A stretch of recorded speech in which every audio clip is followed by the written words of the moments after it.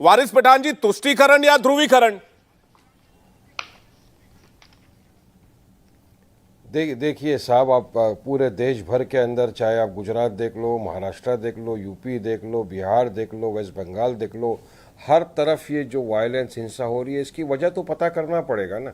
अब हम लोग को जो समझदारी से जो समझ में आ रहा है, जो दिख रहा है, वो साफ है कि पहले आप रामनवमी के जुलूस के नाम की एक परमिशन लेते हो, पुलिस आपको बोलती है कि आप इस रूट से मत लेकर जाओ, आप उस रूट से लेकर जाते हो। उसके बाद में आपको कहीं एक मस्जिद दिख जाता है, आप वहाँ पे खड़े रह के चिल्लाते हो, नारेबाजी करते हो, JSR के नारे लगाते हो। अब जुलूस के अंदर आप तलवार लेके घुस रहे हो, जुलूस में आप बंदूकें लेके घुस रहे हो। अभी बताइए कौन सा पीसफुल प्रोसेशन है? उसके बाद नारेबाजी, जोर से DJ बजाना, मस्जिद में ललकारना, उसके बाद जब कोई सामने से आए तो फिर देखिए क्या हो जाता है। तो ये तो पुलिस प्रशासन की जवाबदारी, जिम्मेदारी बनती है ना कि उनको पता है हर साल रामनवमी का जुलूस निकलता है, आप त्यौहार बनाइए, त्यौहार किसी को बनाने का, सबको बनाने का अधिकार है। मगर ये होता क्यों है? उसके लिए तो पुलिस को जांच पड़ताल करनी चाहिए। फिर होता क्या है, एक समुदाय के ऊपर आप ढकेल देते हो कि ये आए, इन्होंने और ये कर दिया। अरे आपको पहले इन्वेस्टिगेशन करना चाहिए, प्रोवोकेशन किसने किया, नारे किसने लगाए, बंदूकें लेके कौन गया, तलवार लेके कौन गया, मस्जिद के मीनार पे भगवा झंडा लेके कौन चढ़ गया,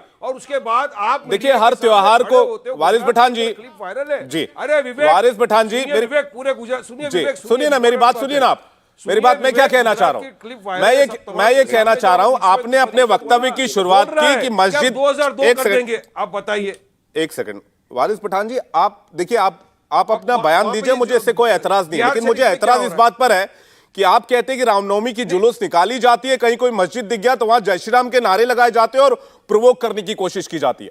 क्या एक पर्टिकुलर इंसिडेंट सिर्फ हावड़ा के बारे में बात करें या फिर पूरे आप हर जगह के रामनवमी जुलूस के बारे में बात करें? और जहां तक आप तलवारों की बात करें और दूसरे हथियारों की बात कर रहे हैं, जो पारंपरिक हथियार हैं, आप मुझे बताइए, मुहर्रम का जुलूस निकाला जाता है तो हाथ में गुलदस्ता होता है क्या?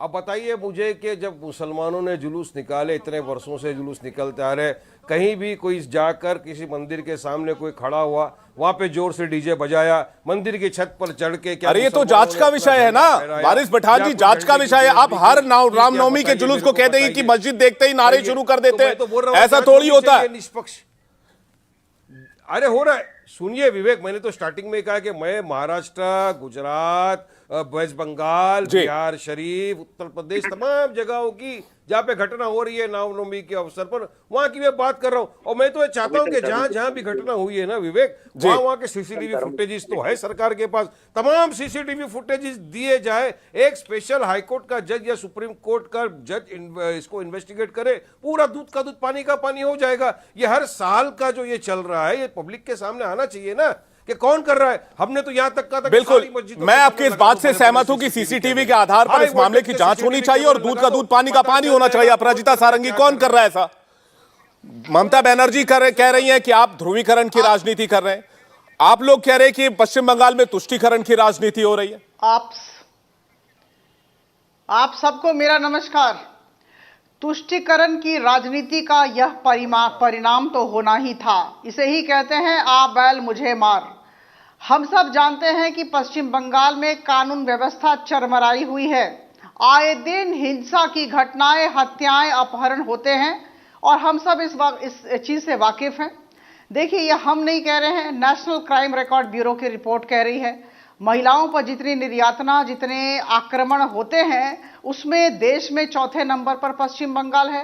एसिड अटैक में प्रथम नंबर पर पश्चिम बंगाल है। और मैं कह दूं कि हिंसा और हत्या की घटनाओं में ये जो पूरी बातें हैं, ये DNA TMC के DNA में है। मैं ये कह दूं, ये सारी बातें, ये हिंसा करवाना, हिंसा करना TMC के DNA में है। जब वामपंथियों का शासन था उस वक्त भी ऐसा चल रहा था। तो जब तृणमूल कांग्रेस आई तो लग रहा था कुछ फर्क आएगा पश्चिम बंगाल में, लेकिन मुझे लगता है कि तृणमूल कांग्रेस के आने के बाद यह हत्या की घटनाएं बढ़ी हैं और हिंसा की घटनाएं बढ़ी हैं।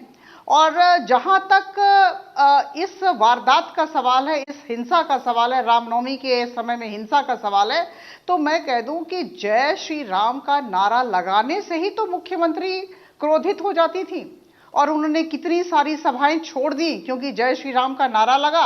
और सरस्वती पूजा पर रोक भी टीएमसी की ममता बनर्जी जी ने लगाई थी, इस बात को हम सब न भूले। और याद रखें, मेरे पास तो सारी फहरिस्त अपराजिता है, जी। पूरी तिथियां हैं जिस दिन ममता बनर्जी की सरकार के समय घटनाएं हुई हैं। और 10/10/2022 मोमिनपुर में हिंसा की घटनाएं, उसके पहले 31/3/2022 ठीक है अपराजिता जी, मैं ठीक है बॉडी 10 शव मेरे एक सवाल सुन लीजिए आप जी।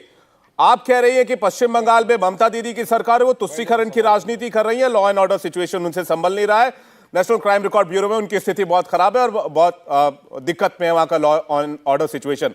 आप मुझे बताइए गुजरात के वडोदरा में फिर क्यों ऐसे हालात बने? महाराष्ट्र में आप भी सरकार में हो, आप शिंदे वहां पर मुख्यमंत्री हैं एकनाथ शिंदे, आपको वहां पर गठबंधन में, वहां क्यों इस तरह के हालात हुए? देखिए, मैं कह दूं, गिनी चुनी घटनाएं होना अलग बात होती है, लेकिन अगर वो दिनचर्या बन जाए, अगर हर दिन होने लगे, तो सरकार की नियत, सरकार की नीति और सरकार की योग्यता पर हम प्रश्न चिन्ह लगाते हैं। जहां तक पश्चिम बंगाल का सरकार की बात है, यहां की सरकार की नीति और नियत पर हम प्रश्न चिन्ह लगा रहे हैं। तुष्टीकरण की राजनीति, और ये क्या हो रहा है? देखिए, ऐसा है कि law and order state subject होता है। अगर वहां कानून व्यवस्था चरमराई हुई है तो मुझे लगता है कि किसकी सरकार बदनाम हो रही है? ममता बनर्जी जी की सरकार बदनाम हो रही है। इंडिया टीवी हर वक्त हर जगह डाउनलोड करने के लिए सर्च करें India TV news Google play store या ऐप स्टोर पर।